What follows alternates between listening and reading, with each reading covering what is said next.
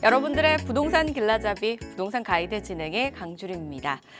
요즘 정말 더우시죠? 이 더위와 함께 올해도 빙수 열풍이 찾아왔습니다. 그런데요, 이 빙수가 물가 상승 탓에 가격이 굉장히 천차만별이라고 해요. 한 4,000원에서 5,000원 정도로 이 상대적으로 저렴한 컵빙수가 있는가 하면요, 10만 원을 훌쩍 넘는 과일 빙수도 해마다 큰 인기를 얻고 있다고 합니다.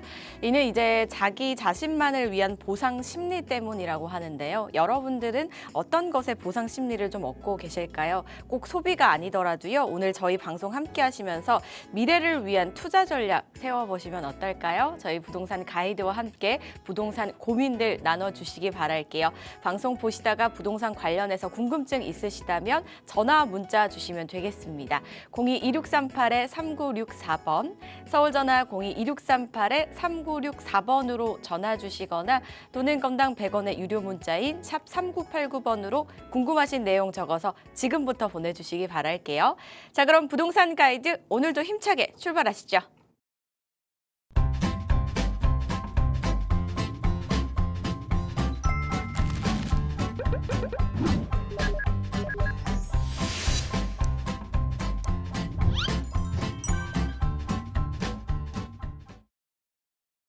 네, 오늘 함께 하실 분은 그 어떤 어려운 고민도 척척 해결해 주시는 분입니다. 국토개발연구소의 이윤환 대표 자리하셨습니다. 어서 오세요. 네, 반갑습니다.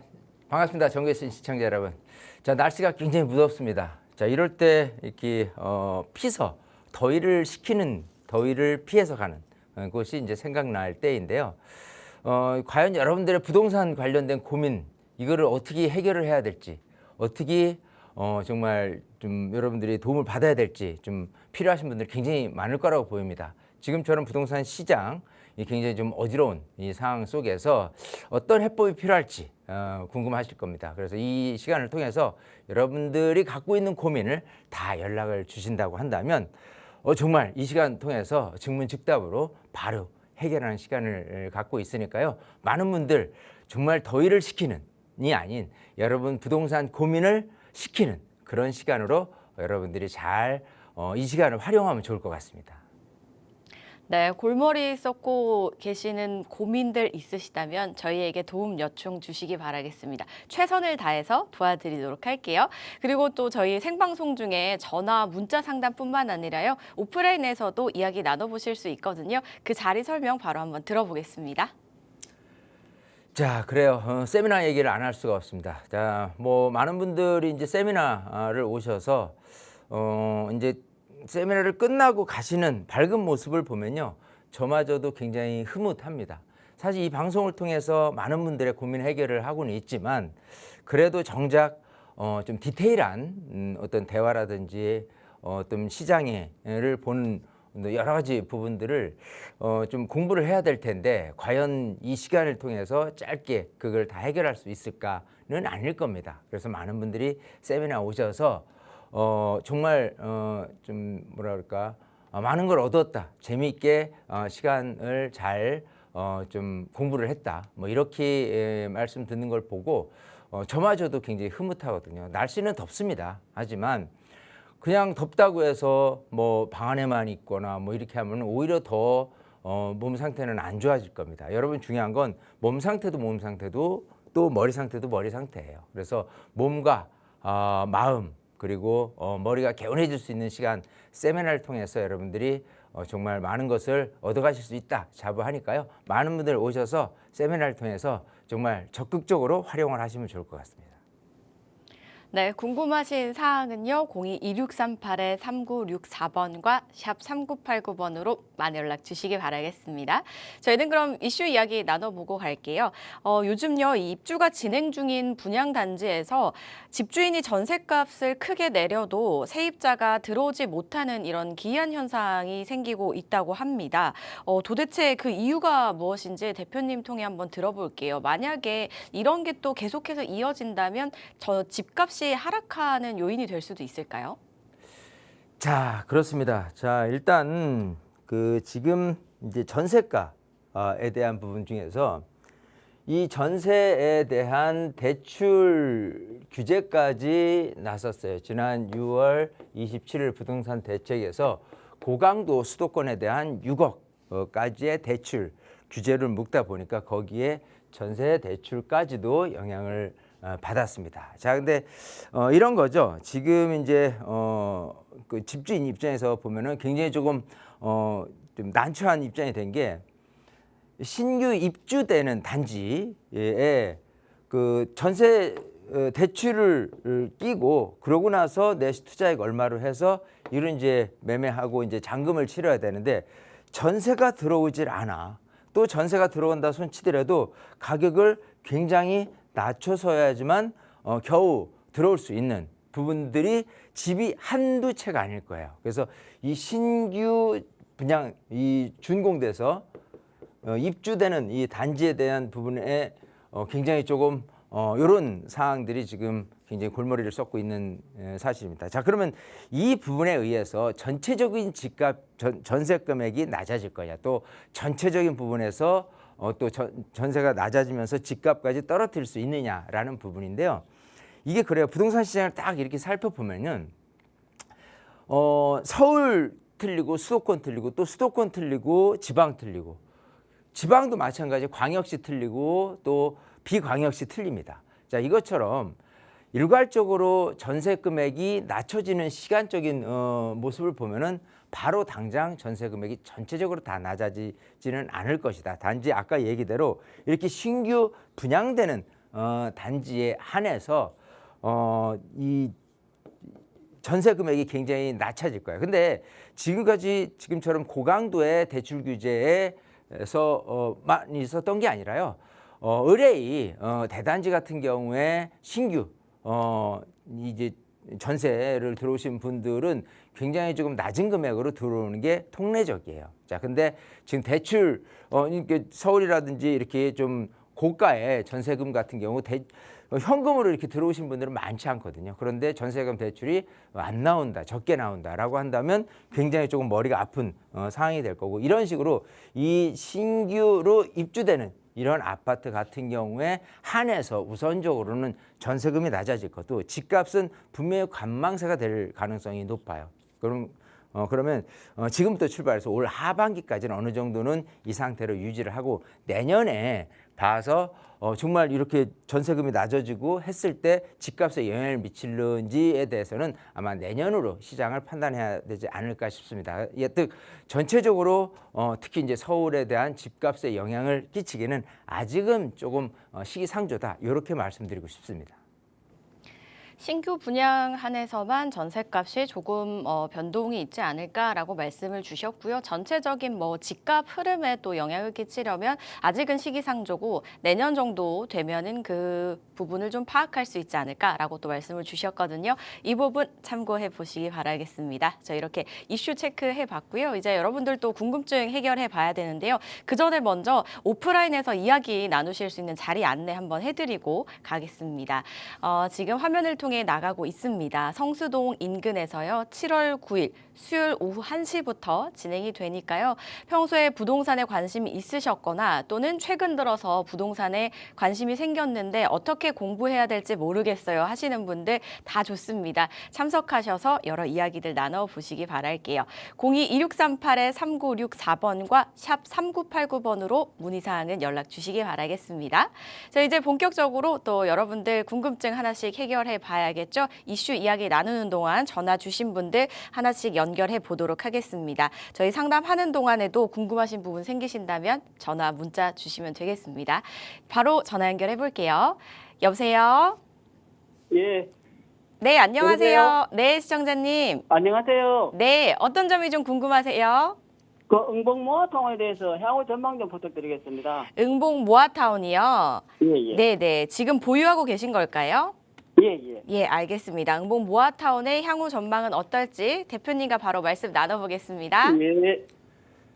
네, 반갑습니다. 안녕하십니까? 안녕하세요. 자, 지금 응봉동이에요. 예. 성동구 응봉동에 그 모아타운 이 지금 선정된 곳이 여기 지금 이 대현상 공원 옆에 있는 여기 말씀하시는 거죠? 예, 예. 예, 자, 여기는 언제 매입을 해놓으셨었어요? 25년도에 매입했. 그 24년도에 매입했습니다. 그래요? 예. 자, 근데 어쨌든 뭐 잘 매입을 하셨고, 예. 자, 이게 궁금하다고 하는데 예. 이게 이렇게 돼요. 우선 서울시에서 진행하는 그 재건 소위 이제 개발 사업은요. 예. 신속 통합이 있을 거고요. 그리고 모아타운이 있어요. 기본적으로 기초적으로 이거는 알고 가셔야 되는 게 신속 통합 계획이라는 것은 일단 전면적인 개발, 즉 재개발 방식이라는 게 있어요. 즉 뭐 도로나 이런 것들을 다 싹 밀고 다시 이렇게 도로를 기반 시설을 구축하는 그 부분에 있는 거고, 모아타운은 이런 재개발이라는 보다도 소규모 개발이에요. 소규모 재개발, 재건축 이런 부분이에요. 또 가로주택 정비 사업 이런 사업이에요. 그런 사업이 이렇게 블록 단위로 이어지는 거를 조금 이렇게 단위화시켜서 모아해서 타운으로 형성이 되는 거거든요. 예, 예. 자, 이 대체로 보면은 많은 분들이 신속 통합 계획이 사업이 훨씬 빨리 될 거라고 얘기하는데 그렇지 않아요. 재개발 방식은요. 워낙 규모 자체를 전부 다 헐어서 이렇게 개발을 하는 부분이기 때문에 동의율이라든지 여러 가지 측면에서 좀 이렇게 시간 지체가 많이 돼요. 소위 이거는 좀 구역 지정이라든지 여러 가지 측면에서도 조금 빠르게 신속하게 좀 지원을 해주겠다는 측면이 있어요. 그래서 기본적으로는 신속통합계획이 모아타운보다는 거의 2배 이상 더 길어요. 사업 기간은. 예. 거기에 반해서 모아타운 같은 경우는요. 사업이 심플한 게 지금 여기 같은 경우도 이 모아타운에 대한 선정이 됐잖아요. 예, 예. 선정 이후로 관리계획 수립을 해요. 관리계획 수립이 되면은 이제 지정이 되는 거거든요. 자, 그러면 관리계획 수립이 여기서 얘기한 신속통합기획 같은 경우에 구역 지정이 되는 건데 이 이후가 되면은요. 이제 제대로 본격적인 사업을 하는데 이 사업이 추진위 구성이 없어요. 바로 조합 설립이 됩니다. 그리고 조합 설립도 블록 단위마다 이렇게 하기 때문에 이 통합 개발보다도 시간 속도가 굉장히 빨라요. 자, 그리고 조합 설립된 이후로 사업 시에 인가를 해요. 이제 건축 허가를 득하는 부분이겠죠. 그 이후로 여기 재개발 방식 같은 경우는 관리처분 인가를 받아야 되는데 여기는 사업 시에 인가 받을 때 관리처분 인가까지 같이 득해요. 그래서 생각하는 것보다 사업 기간이 굉장히 빠릅니다. 아마 지금 선정이 됐고 그 다음에 관리계획 수립이 곧 이어져서 지정이 이루어지고 아까 얘기한 대로 조합 설립 그리고 사업 시행 인가를 받고 나게 되면요. 아마도 지금 시점으로 출발해가지고 입주되는 시점으로 따진다면 한 7, 8년 안쪽으로 입주가 될 거예요. 즉 공사기간은 한 뭐 2, 3년 감안한다 하더라도 그 정도 시기에 새로운 아파트로 탄생될 가능성이 높아요. 자, 왜 이런 얘기를 조금 제가 강도 높게 제가 말씀드리냐면 이 서울시에서 2가지 정책을 내놨는데 기본적으로 재개발을 필요로 한 기반시설이 정말 굉장히 안 좋은 곳은 정해졌어요. 그건 옛날에 뉴타운 사업지 통상적인 부분들이고요. 거기는 박원순 서울시장 때 굉장히 많이 해제를 시켰어요. 그게 다시금 재개발을 해야 되겠다는 생각 속에서 오세훈 서울시장이 내놨는데 이거를 제외한 나머지는 사실은 개발을 해야 될지 말아야 될지도 모르고 있었던 터에 서울시에 대한 그 주거지역을 이렇게 딱 보니까 신속통합으로 재개발을 해야 될 지역보다도 일반 주거지, 그냥 저층 주거지에 이제 빌라도 노후됐고 단독주택도 노후됐는데 이거를 좀 개발을 해야 되겠다라고 한 곳들이 모아타운이에요. 그래서 서울시에 상당히 많은 부분이 신속통합계획이 아니라 모아타운으로 흘러갑니다. 그러면 많은 곳들이 모아타운으로 진행이 된다라고 한다면 서울시에서 사실 관심을 깊게 쏟을 곳은 이쪽이에요. 아무래도 예. 서울시에서도 이런 저층 주거지에 대한 개선 그리고 새 아파트 또 어떤 환경 개선 여러 가지 측면을 고려해 봤을 때 성과를 필요로 하고 좀 빠른 시간 내에 새로운 아파트가 입주된다라고 한다면 서울시의 정책에 상당히 모아타운에 대한 부분을 적극적으로 지원을 하고 있다고 생각하시면 돼요. 자, 중요한 건 동의율이에요. 예, 예. 지금 동의 잘 되고 있어요? 그 아직까지 그 관련 계획 수립이 안 되고 아이가 동의선 아이가 진구 안 하는 걸로 알고 있는데요. 그래요. 어쨌든 동의서는 조합 설립 같은 경우 이제 80% 동의서를 진구를 하기 위해서 이제 부지런히 어느 때에 동의서를 진구를 할 겁니다. 예, 예. 관리계 수립 이후로는. 자, 그래서 혹시 지금 가지고 계신 게 빌라인가요? 예, 예. 예. 어쨌든 빌라가 됐든 뭐 단독주택이 됐든 빠른 시간 내에 동의서를 접수를 해주고 사업이 네. 좀 가속화될 수 있도록 우리 시청자님도 좀 그게 나한테 도움이 되는 길이다 이렇게 생각하시면 편해요. 아, 예, 예. 그리고 지역이 응봉동 자체가 워낙 괜찮은 곳이거든요. 예. 자, 저는 항상 지역을 판단을 할 때 구부터 봐요. 자, 여기는 이제 성동구로 들어가잖아요. 그리고 이쪽 지역에 있는 아파트들이 대체적으로 다 이제 아파트들로 다 구성되어 있어요. 그러니까 전부 다 이쪽 지역은 재개발로 형성된 아파트 단지들이에요. 단지 지금 모아타운으로 지정될 여기만이 빠져 있는 거예요. 즉 이렇게 다 아파트로 구성되어 있는데 여기 정도는 아직은 리개발이 됐다라고 한다면 더욱더 구청에서도 적극적이 될 수밖에 없어요. 이해되시겠어요? 예, 예. 예. 네, 그래서 어쨌든 잘 매입을 해놓으셨고 시기적으로는 생각하시는 것보다 빨리 갈 수 있는 장점이 있고 지역적으로도 잘 받쳐줄 거예요. 왜냐하면 이 근처에 좀 새 아파트다운 새 아파트들이요 생각하는 것보다 가격도 많이 올라 있고 실거주 수요자들이 풍부한 곳이에요. 여기 같은 경우는. 예. 그리고 요 옆에 이제 뭐 대림 아파트라든지 이런 것도 좀 재건축 꿈틀꿈틀 되고 있거든요. 예, 예. 그런 측면에서 여기 개발, 뭐 재개발 아니면 또 근처에 있는 재건축까지 이렇게 시너지가 된다 그러면 이 근처에 어떤 투자 성향까지도 관심도가 더 높아져요. 내 것만 갖고 내가 막 그 현수막 걸고 막 하면은 사람이 관심이 없겠지만 만약에 어떤 분이 나 재건축 생각하고 응봉 대림 아파트를 들여다봤어. 근데 투자액이 너무 비싸. 그러면 어디로 가겠어요? 야 옆에 그 모아타운 재개발한데 그러면 이쪽으로 또 관심을 얻게 되면 자연스럽게 여기보다는 조금 싸다는 생각에서 투자자들도 몰릴 가능성이 있다는 거예요. 아, 예, 예. 예, 이제 그런 여러 가지 측면에서 장점들이 많으니까 여기는 좀 느긋하게 좀 잘 보유하고 계신다고 한다면 아주 정말 새 아파트로 입주될 수 있는 새 아파트 입주 때까지는 좀 기다리시는 게 좋아요.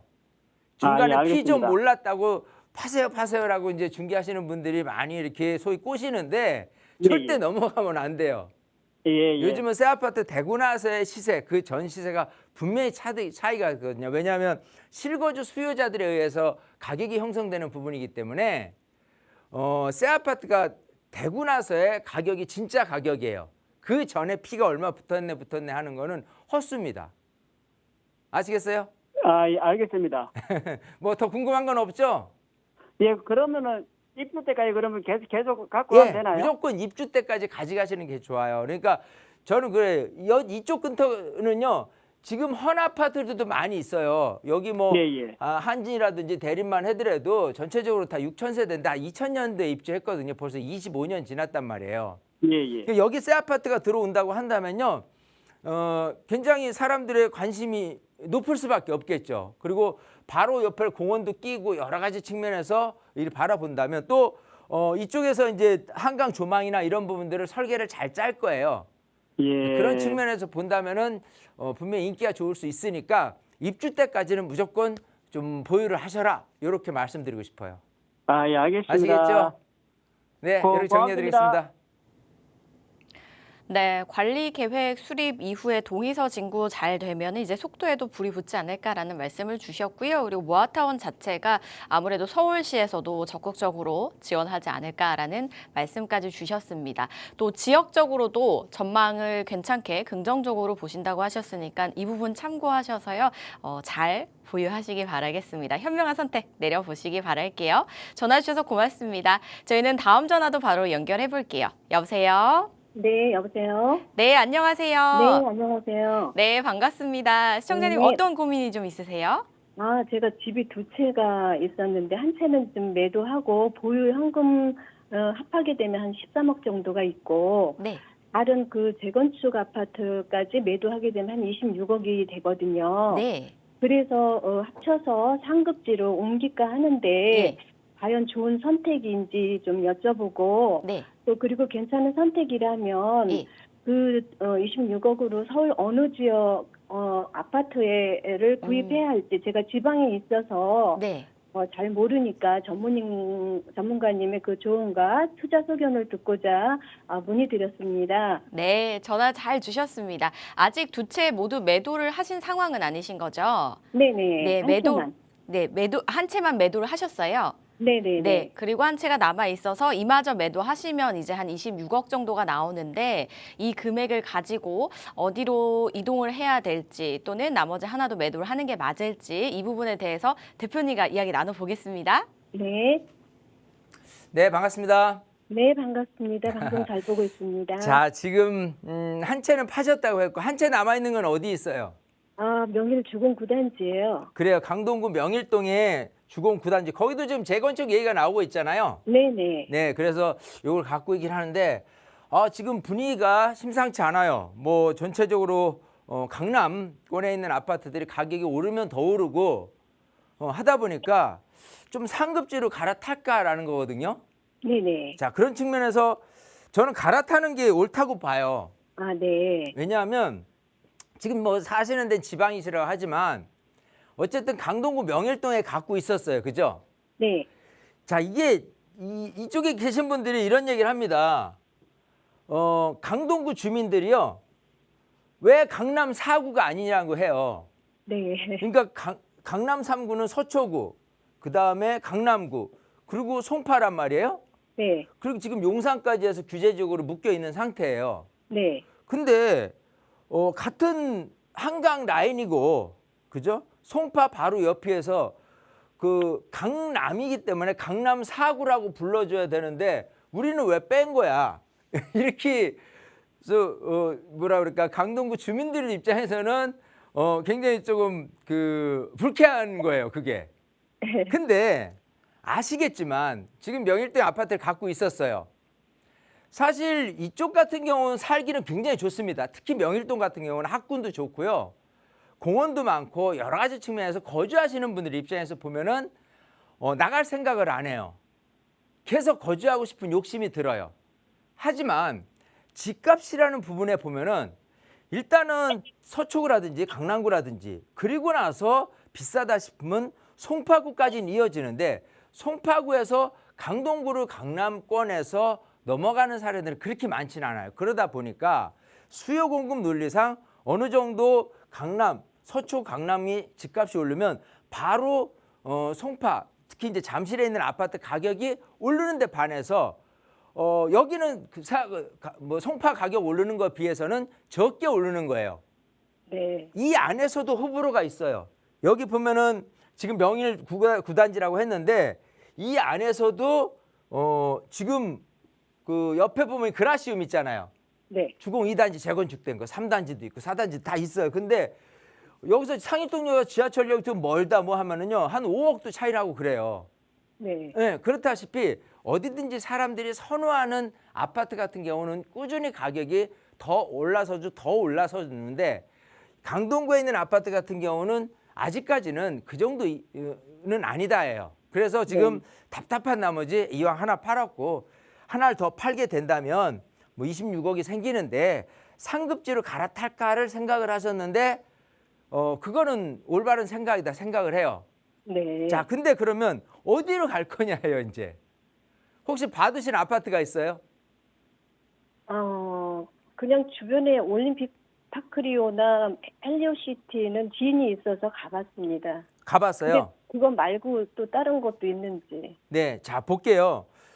우선 뭐 파크리 아파트하고 이제 헬리오시티만 비교를 해볼게요. 예. 자, 물론 이제 내가 가격대가 된다면 잠실 아파트도 들여다볼 수 있을 거예요. 근데 지금 이쪽 가격이 만만치 않게 올라 있어요, 지금. 네. 자, 보세요. 잠실 아파트 주공해서 들어온 아파트들이 1단지, 2단지, 3단지, 4단지 해가지고 지금 이제 재건축돼서 아파트, 새 아파트가 돼 있잖아요. 네. 5단지는 재건축이 될 거고. 자, 여긴 주공이었고요. 여기 잠실 파크리오는 예전에 잠실 시형이었어요. 네. 시형이 2008년에 6,800세대로 들었습니다. 자, 그리고 헬리오시티는 2018년에 무려 9,510세대로 가장 단일 단지 쪽에서는 가장 크게 입주를 했어요. 그러고 나서 올림픽 파크 프로, 그죠? 둔촌주공이 12,000세대로 입주를 하게 됩니다. 그죠? 네. 자, 근데 헬리오시티가 입주할 시점하고 이 잠실 아파트하고 금액이 사실은 뭐 여기가 아무래도 새 거니까 또 단일 규모가 더 크니까 좀 더 가격이 오히려 위에 있었다가 지금은 얼마인지 아세요? 대략적으로? 가격은 잘 모르겠어요. 지금 잠실 주공 아파트 단지 같은 경우가 지금 35억이에요. 30평대를 기준으로 한다면. 네. 여기도 평당 1억이 넘어서 버렸어요. 그런데 반해서 헬리오시티 같은 경우는 한 30억 초반대 선이고요. 네. 파크리오도 30억 초반대 선이에요. 네. 파크리오 같은 경우는 기본적으로 잠실 아파트하고 딱 항상 한 3억 정도, 3, 4억 정도 차이가 나요. 네. 계속 그렇게 됩니다. 자, 네. 제가 무슨 얘기를 하고 싶냐면, 자, 새 거예요. 헬리오시티가 단일 규모로는 더 커요. 근데 이제까지도 또 흘러오는 가격에 대한 구조, 또 어디가 더 올랐냐라고 보니까 잠실이 더 올랐어요. 잠실이 왜 올랐을까요? 얘가 지금 더 새 거고 더 규모도 큰데 왜 올랐을까요?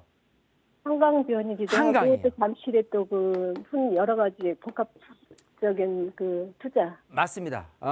기본적으로 이쪽 고등학교에 대한 그 학군이라는 측면도 좀 얽혀 있고요. 그리고 한강이라는 게 가장 중요한 요인이 될 수 있다 판단을 해요. 자, 네.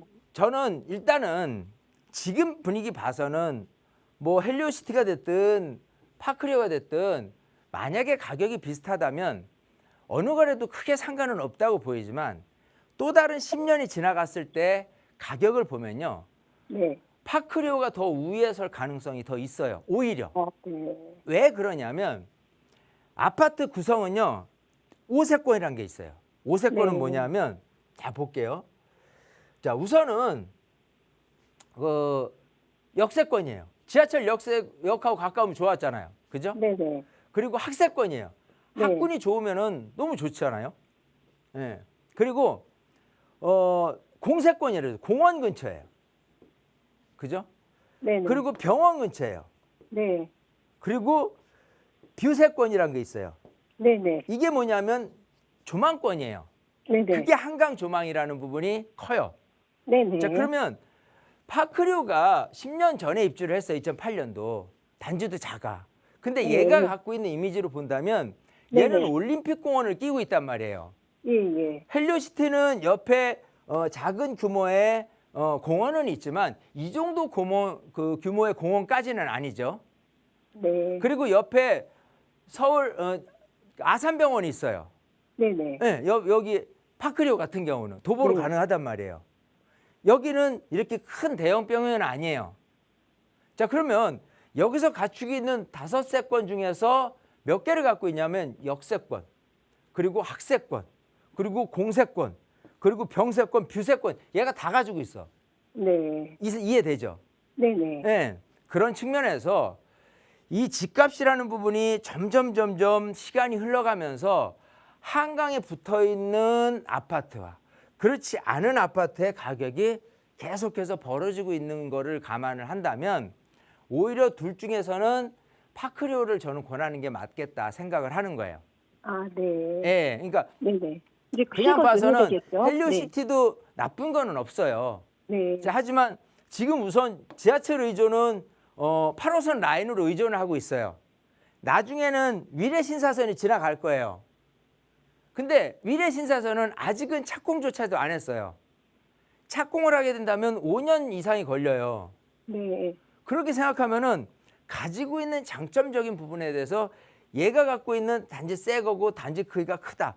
라는 부분에 장점이 있지만 실제로 들어가서 입주해서 살아보는 사람들 보면은요 좀 잘못 진 거 아니야? 뭔가 조금 뭐 위에 뭐 세 세대인데 엘리베이터 하나만 쓰고 있고 뭔가 고층인데도 불편함이 많아 뭐 이런 얘기를 하는 분들을 많이 들었어요. 네. 그래서 실제로 새 거라 하더라도 그 생활하는 분들에 의해서 좀 얘기 나오는 좀 약간은 단점적인 부분들이 집값을 올려놓지 못하는 거예요. 네. 이해되시겠죠? 아, 예. 예. 그래서 네. 지금 어쨌든 분위기가 지금 시장 상황이 좋지는 않아요. 그죠? 네. 예. 그러니까 대출이 굉장히 저기 됐기 때문에 오히려 그거로 인해서 거래는 많이 되진 않을 거예요. 그럼 네. 반대로 얘기한다면은 우리 시청자님 입장에서 보면은 지금처럼 매수자가 살 사람들이 많이 없다면 가격은 조금 빠질 수도 있는 거예요. 네. 오히려 좋은 기회라고 생각해야 돼요. 네. 그래서 명일주공 구단지를 언젠가 팔고 일로 옮기는 시점보다도 그건 그거대로 정리를 하는 게 좋아요. 네. 예, 그걸 쥐고 있다 보면은 내가 좋은 찬스가 나왔을 때 얘를 또 빨리 처분 못하는 그런 단점이 생기잖아요. 네. 네. 예, 이제 그런 측면에서 저는 상급주로 올라가는 게 좋겠다 해요. 아, 네. 또 하나는 올림픽 그 파크프로 둔천주강 아파트도 많은 분들이 좋다고 얘기해요. 왜냐하면 지금 뭐 새 아파트니까 그죠? 하지만 네. 아까 얘기대로 그래도 한강이다예요. 네. 네. 한강 아파트가 계속해서 인기를 끌 거고 분명히 여기에 잠실 주공 5단지가 입주가 재건축돼서 입주된다고 그러면은 네. 굉장히 큰 대장주가 돼요. 네. 그럼 네. 얘네도 당연히 1, 2, 3, 4단지 아파트 단지 끌어올릴 것이면 얘는 아까 얘기했잖아요. 분명히 잠실 아파트, 잠실 그 엘스라든지 리세츠나 트라지엄이라든지 이거를 거의 금액 차이가 3, 4억으로 계속 같이 가요. 네. 네. 그런 걸 생각하면은 내 가격을 올려줄 수 있는 거는 역시 이 주변의 한강변 아파트다. 네. 먼 발치로 장미 아파트까지 재건축에 가세한다 그러면 파크료도 덩달아 올라갈 가능성이 있다예요. 아, 네. 아시겠죠? 네. 네. 예, 이런 감사합니다. 마인드로- 근데 한 가지만 더 여쭤봐도 네. 될까요? 제가 만약에 그냥 지방에 계속 거주하고 네. 갭 투자를 한다면 한 21억이 되는데 네. 그럴 때는 어떤 거를 하는 게 좋을지요? 지방에 여기는 거주를 하고 강남 상구하고 송파구는 실거주를 해야 되니까 실거주를 해야 되죠. 토지가 허가니까. 네네. 예. 만약에 그렇게 된다면 실거주를 하기 위해서 갈 수 있는 것들은요. 여기를 피해서 가는 거잖아요. 네. 예, 그러면 저는 강남 상구가 아닌 부분에서 용산까지 규제 네. 지역이니까 네. 그렇지 않은 아파트로 간다 그러면은 이렇게 성동구 아파트라든지 광진구 쪽에를 들여다보는 게 낫겠다 생각을 해요. 아, 성동구나 강진구. 성동구나 광진구. 왜냐하면 마포구보다는 마포구보다는 왜냐하면 네. 서울 지도를 이렇게 다시 살펴보면요. 네네. 지금 강남 쪽에 가격이 제일 비싸잖아요. 현재는 반포 쪽이잖아요. 네네. 반포 위쪽이 용산이에요. 네네. 그리고 강남 이쪽이 이 성수동, 네네. 이라든 옥수동 이쪽이거든요. 네네. 그리고 잠실 윗단이 광진구예요. 자양동이나 네. 이런데. 네네. 근데 마포도 좋아요. 현재 여기선 좋은데 이 건너로 따진다면은 강남권은 아니잖아요. 네네. 여기서는 강남이고 네네. 건너가. 네. 그러면 얘네 집값이 오히려 마포보다는 더 유리한 고지에 있다라고 보시는 게 맞아요. 아, 네. 과감히 그러면 요거 지금 이제 실거주하는 거하고 요거 지금 갭 투자하는 거 둘 중에 만약에 따진다 그러면 실거주하는 게 더 나은 거죠? 저 송파구 쪽으로. 그렇죠. 먼 미래의 네. 가치로 따진다면은 저긴데 또 상황이라는 게 그렇잖아요. 내가 꼭 네네네. 이 투자를 생각해서 거주까지 여기로 해야 될 상황이 아니라고 한다면은 네. 성동구나 광진구에 있는 아파트를 전세 끼고 네네. 사두는 것도 나쁜 방법은 아닙니다. 아, 네. 아시겠죠? 예, 예. 네, 잘 네, 알겠습니다. 그렇게 방향을 잘 세우시면 좋을 것 같아요. 네, 네. 네, 이렇게 정리해드리겠습니다. 네, 너무 좋은 의견 감사드리고. 네네네. 네, 늘 건강하세요. 네네, 감사합니다. 네네. 네, 시청자님 의견대로 이제 나머지 한 채 매도하시고 이동하시는 부분에 찬성이다라는 말씀을 주셨고요. 그리고 이제 다른 지역으로 이동할 경우 송파 쪽에서는 한강변 아파트나 혹시나 또 이제 실거주가 힘드시다면요. 성동구나 광진구 쪽을 보시면 어떨까라는 말씀을 주셨으니까요. 이 부분 잘 참고해 보시고요. 좋은 선택 꼭 내려보시기 바라겠습니다.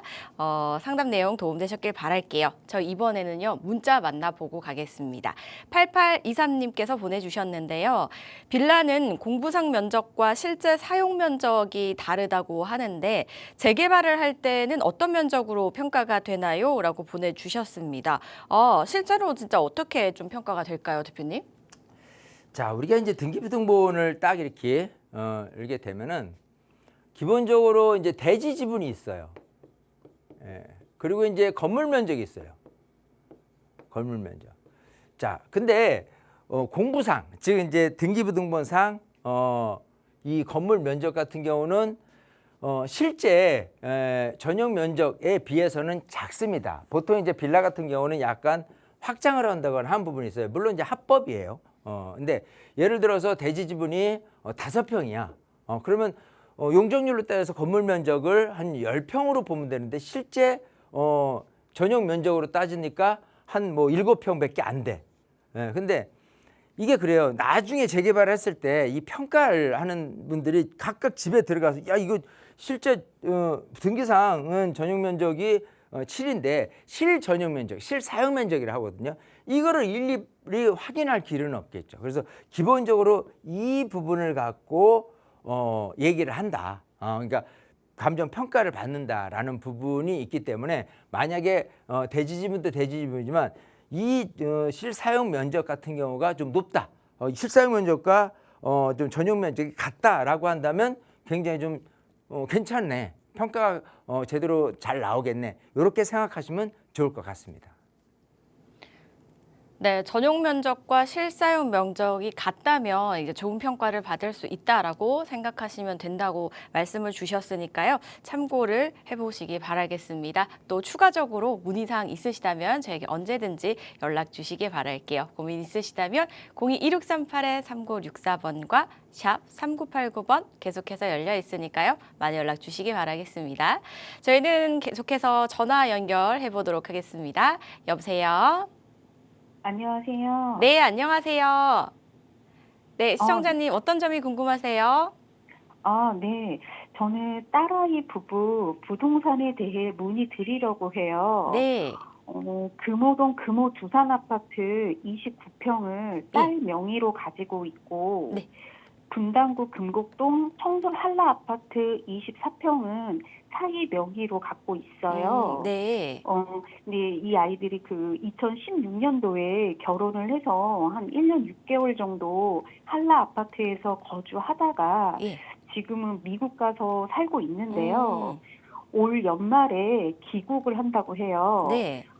그래서 둘 다 매도를 해도 비과세가 되는지 예. 궁금해서 조언 듣고자 전화 드렸습니다. 네. 그러면 이제 귀국을 하시는 건 이제 아예 한국으로 들어오신다는 말씀이실까요? 네네. 다 정리하고 올 연말쯤에 들어온다고 해서요. 네, 알겠습니다. 지금 금호동에 있는 금호 두산과 금곡동에 있는 또 한라 아파트를 각각 따님과 이제 사위분 명의로 보유를 하고 계신데 지금 한라는 실거주를 하셨고 그렇죠. 그래서 이제 네네. 이 두 채를 매도를 할 경우에 이제 비과세가 어떻게 되는지가 궁금하신 걸까요? 네. 아니, 딸아이도 네. 예전에 그 금호 두산 아파트 한 4년 정도 거주했다가 네. 계속 임대 중에 있는 거예요. 네, 알겠습니다. 두 채 모두 실거주하신 경험 있으시고요. 네, 네네. 어떻게 하시면 좋을지 저희가 대표님과 이야기 나눠볼게요. 네. 네, 반갑습니다. 네, 안녕하세요. 네, 안녕하세요. 자, 지금 이제 따님 명의로 돼 있는 아파트가 금호 두산 아파트예요. 네. 자, 성동구 금호동에 금호역 옆에 이제 금화 두산 아파트. 뭐 90년대 입주를 하긴 했지만 어쨌든 뭐 지하철역하고 가깝고 입지적인 측면에서는 굉장히 장점이 커요. 자, 그런 상태에서 뭐 어쨌든 비과세라는 부분은 이것부터 출발을 해보죠. 하나는 딸 명의로 금호 두산 아파트를 갖고 있다고 했고 하나는 아까 이제 분당에 그 청소를 한라로 갖고 있다고 했잖아요. 네. 자, 그런 상태에서 자, 이게 뭐냐면 혼인 합가에 의한 비과세예요. 예전에는 각각 부부가 하나씩 갖고 있었어. 그러고 나서 결혼 후에 5년 안에 팔면 비과세를 해줄 거야라고 했는데 그게 10년으로 늘었어요. 네. 예. 그러니까 결혼한 지가 지금 뭐 몇 년도에 결혼했다고 그랬죠? 16년도요. 2016년. 그러면 2026년도 안에 둘 중에 하나를 팔면은 비과세가 되는 거예요. 네. 예. 자, 그러면 이제 그거부터 보죠. 우선 둘 중에 괜찮긴 하는데 어디 걸 파는 게야. 그러니까 어쨌든 옛날부터 갖고 있었으니까 세금이 제법 나올 수 있을 거 아니에요. 네. 그런 상태에서 어디 걸 파냐라고 한다면 그래도 서울 게 낫다 생각하는 거예요. 그리고 아까 그 분당에서 1년 6개월을 살았다고 했는데 거주 요건은 없어요. 그러니까 거주 요건은 2017년 매입을 해서 8월 1일 이후로 매입을 해서 거주 2년 조정 대상 구역에 있을 때 거주 2년을 하냐 마냐에 따라서 이제 비과세가 되냐 안 되냐 이런 걸 판단하는 건데 여기는 그 전에 매입을 했고 했기 때문에 거주는 들어와서 안 해도 상관은 없어요. 예. 자, 어쨌든 그런 상태에서 또 매입을 지금 들어와서 한다고 했는데 비과세라는 거는 일단 외국에서 살다가 다시 들어왔어요. 다시 들어온다 하더라도 당장 파는 게 중요한 게 아닙니다. 왜냐하면 기본적으로 한 과세 기간 안에 183일 즉 6개월을 거주를 해야지만 돼요. 네, 그걸 잘 이해를 하고요. 세무사한테 물어보면 알려주실 거예요. 어쨌든 내년에 파셔야 되니까 상관은 없어요.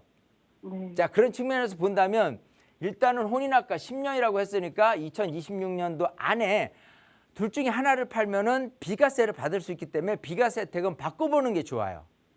이해되시겠죠? 네네. 받아야 돼요. 받고 나서 다시 생각해 보더라도. 그러고 나서 하게 되면 하나 남았어. 얘 하나 남아있는 상태에서 다른 아파트를 또 뭘 살까를 고민할지 말지는 자, 얘를 갖고서 또 한 아파트 살지 아니면 얘를 마저 팔고 그 다음에 둘 자금을 합쳐서 똘똘한 거 하나를 할지 이거는 다시 논할 가치가 있어요. 금호두산도 괜찮긴 하지만 이왕 좀 더 나을 수 있는 괜찮은 아파트가 있을 수도 있잖아요.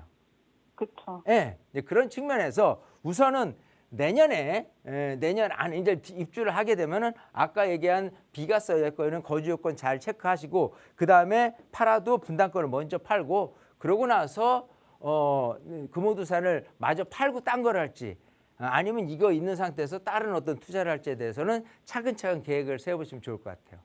아시겠죠? 네네. 네, 이렇게 정리해드리겠습니다. 네, 감사합니다. 네. 비과세 부분은요, 혼인하시고 이제 10년 안에 매도를 하시면 받을 수 있다고 하거든요. 그러니까 2016년에 이제 결혼을 하셨다면 2026년 내년까지 가능한 거죠. 그리고 여기에 더해서 이제 또 귀국을 하시고 6개월 뒤부터 이제 매도를 하셔야지 이 혜택을 볼 수 있다고 하니까요. 이 부분도 꼭 참고를 해 보셔야겠습니다. 일단 매도 계획에서는요, 분당을 먼저 매도하고 그 추후에 다시 한번 세부적으로 계획을 세워보시면 어떨까요? 라는 의견을 주셨으니까요. 이 부분 참고해 보시고요. 더 궁금하신 사항 있으시다면 언제든지 연락 주시기 바랄게요. 저희는 계속해서 다음 전화도 연결해 보겠습니다. 여보세요? 네, 안녕하세요. 네, 안녕하세요. 시청자님. 네, 안녕하세요. 네, 어떤 점이 궁금하세요? 그 잠실동 233-1 4번지 다세대 통건물을 2018년도에 취득을 했거든요. 네. 네, 근데 내년이면 8년 장기 임대주택 등록이 자동이 말소가 돼요. 네. 그래서 계속 보유해도 괜찮을지랑 네. 그리고 매도하는 게 좋을지 궁금하고요. 네. 그리고 임대주택으로 재등록할 경우 중간에 혹시 매도가 되는지도 궁금하거든요. 네. 네. 네, 그러면 지금 통으로 보유하고 계신 이 다세대 네. 주택, 단기 임대주택 말소가 내년이기 때문에 네. 이참에 이제 매도를 하셔야 되는지 아니면 계속해서 네. 보유를 해야 된다면 재등록을 해서 네, 네. 혹시나 네. 그 기간 동안 그 사이에 중간에 또 매도가 가능한지 네, 네. 이렇게 궁금하신 거죠? 네. 알겠습니다. 대표님 연결해 드릴게요. 네. 네, 반갑습니다. 네, 안녕하세요. 자, 지금 이제 잠실에 이제 그 다세대 주택을 갖고 있어요. 네네. 다세대 건물인데 이게 많은 분들이 헷갈려요. 다가구하고 다세대하고 헷갈려야 해요. 네. 다세대는 이렇게 예를 들어 6세대가 있어요. 근데 네. 세대가 구분된 빌라 6채를 갖고 있는 거가 되는 거고 다가구는 네. 주인이 하나인데 그러니까 6세대가 살 수 있는 거 이거가 되는 거거든요. 네네. 근데 아까 말씀하실 때 다세대라고 했잖아요. 네, 다세대요. 이런 측면에서 주택임대사업자를 등록을 했을 때 혜택은 당연히 양도세대 혜택을 갖고 있는 거는 맞아요. 네. 자, 근데 지금 이제 만약 팔아서 이것저것 세금을 다 이렇게 계산을 해보면 제법 세금이 많이 나올 수 있거든요. 네. 네, 그런 측면에서 파는 게 좋을지는 우선 세금 계산을 해보는 게 좋아요, 세무사님이랑. 네네. 자, 그리고 주택임대사업자를 다시 등록을 해요. 이게 내가 계속 여기서 월세를 받거나 할 것 같으면은 뭐 네. 10년짜리 더 한다든지 아니면 6년짜리가 있어요. 그러니까 네네. 6년만 추가로 해더라도 혜택이 있는 부분은 있어요, 분명히. 네. 이제 그 부분도 꼼꼼히 생각해서 하는데 또 아까 중간에 뭐라고 중간, 물어봤냐면 네네. 매도. 이거를 내가 매도를 할 수 있느냐야. 주택임대사업자를 네네. 등록해놓고 할 네. 수 있죠. 할 수 있는데 단지 내가 임대사업자 등록이 된 상태에서 그냥 막연히 이제 판다라고 한다면 과태료가 있는 거예요. 즉 내가 6년짜리를 냈어. 근데 네. 중간에 내가 팔았어. 그죠? 네. 그러면 그걸 못 지켰잖아요. 네네. 6년 동안 갖고 있는 동안에 혜택을 주는데 다 못 지켜서 그럼 과태료네라는 게 각 세대당 3천만 원씩 되는 거예요. 그 네. 굉장히 크죠. 네. 그것 때문에 임대사업자 기간을 만료하고 그러고 나서 파는 게 좀 순리적으로는 제일 좋죠. 그래서 세무사분하고 상담을 네. 통해서 우선 세금 계산을 하시고 네. 그 세금이 너무 과하고 나 좀 더 좀 보유하는 게 더 유리하겠다 그러면은 임대사업자를 등록을 하되 임대사업자 아까 얘기대로 10년 아니 6년짜리도 있으니까 네, 그거를 조금 더 보유를 더 해서 6년 후 또 매도 계획을 세우는 것도 괜찮겠다. 즉 6년 후에 하는 것도 다시 한번 세무사한테 미리 양도세 계산을 약간 오른다는 네네. 가정하에 해봐도 해답이 나올 수 있어요. 아시겠죠? 네네네네. 이렇게 정리해드리겠습니다. 알겠습니다. 네, 감사합니다. 네. 네, 일단은 세무사와 함께 세금 계산을 먼저 하시고 결정을 하셔야겠습니다. 그래서 혹시나 세금 계산하신 후에 다시 보유를 계속해서 하시게 된다면 단기 임대 주택 사업자가 끝나는 시점에 그때 또 다시 한번 상담을 하셔야 된다라는 부분 꼭 기억을 하시고요. 세금 부분은 아주 중요한 부분이니까요. 꼼꼼하게 체크를 해 보신 다음에 현명한 판단 꼭 내려보시기 바라겠습니다. 저희 상담은 오늘 여기서 마무리하도록 하고요. 참여하지 못해 아쉬우신 분들을 위한 자리 대표님께 바로 설명 들어볼게요. 자, 이렇게 여러분들 고민을 직문즉답으로 해결을 해드렸어요. 근데 미흡한 것도 있겠죠, 사실 제 입장에서. 아까 막 세금 얘기를 했는데 아니면 주택임대사업자 얘기를 했는데 이 주택임대사업자에 대한 부분을 아예 그냥 전부 다 한 10가지 혜택을 싸그리 빠르게 내가 얘기할 수 있는 부분을 방송에서 하다 보면은 다음번에 기회도 없고 시간이 너무 짧아서 불가능하다. 하지만 세미나에선 되는 거예요. 그러니까 세미나에서 이런 고민을 안고서 이런 질문을 했을 때 기본적으로 대략적인 세금 계산도 좀 해드릴 수도 있겠죠. 거기다 임대사업자를 등록을 추가로 했을 때 좀 어느 것이 장점이 있을 수 있느냐도 그 자리에서 해결이 될 수 있단 말이에요. 그것처럼 어쨌든 세미나를 통해서 여러분들 갖고 있는 고민을 안고 오신다면 바로 그 자리에서 해결 짓는 거예요. 그게 피서라는 거예요. 아까 얘기했다시피 날씨는 더워요. 내가 이 고민을 갖고 어디서 해결할지 잘 모르겠어. 근데 방송을 들어보니까 뭔가 해결점이 있을 것 같아. 윤한 대표를 통해서 본다면. 그래서 사무실에 세미나에 오셔서 정말 이런 고민들 보따리 안고 오신다 그러면은 여러분 개운하게 해드릴 자신이 있으니까 많은 분들 오셔서 세미나를 적극 활용하시면 좋겠다 생각이 됩니다. 혼자 공부하시다가 답답한 부분 있으시다면 주저마시고 한번 참여해 보시기 바라겠습니다. 문의사항은요. 02-2638-3964번과 샵 3989번으로 연락 주시기 바랄게요. 저희 방송에서 제공하는 정보는 투자 판단에 대한 조언일 뿐 해당 부동산의 가치 상승과 하락을 보장하지 않는다는 점 기억해 주시기 바랍니다. 여러분 즐겁고 행복한 주말 보내시고요. 저희는 다음 주 이 시간에 다시 찾아뵐게요. 시청해 주신 여러분 고맙습니다.